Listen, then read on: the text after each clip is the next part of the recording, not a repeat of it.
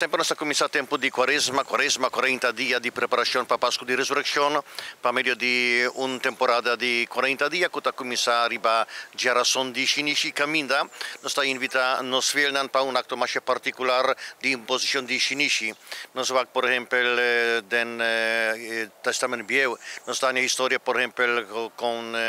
Jonas estava em Nínive, para pedir conversão do povo aqui, e povo aqui está usa Shinichi, e den Bíblia está em diferentes momentos na corrente não usa Shinichi como sinal de penitência. E se nós usa Shinichi riba a geração de Shinichi, tá para nos mostrar que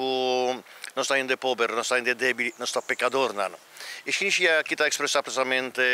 que de terra nós está bem, terra nós está bem, e pero mais tanto hora de imposição hoje em dia nós temos outra aclamação que nós está usa que está que começar vida nova e querer do evangelho. Assim como compromisso para a temporada aqui para nós não por viver na nossa maneira para nós reconhecer que nós que vivamos segundo o evangelho. E ante todo para meio de Shinichi aqui nós está expressar que nós está gente pecador tem mestre de Jesus, tem mestre de seu sofrimento, de sua cruz, de salvação. Gente que não está reconhecendo como pecador, que é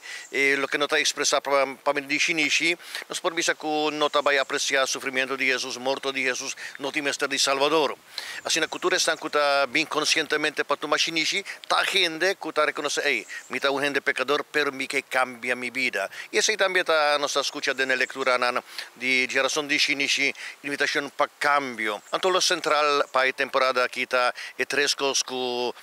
Evangelho me está propondo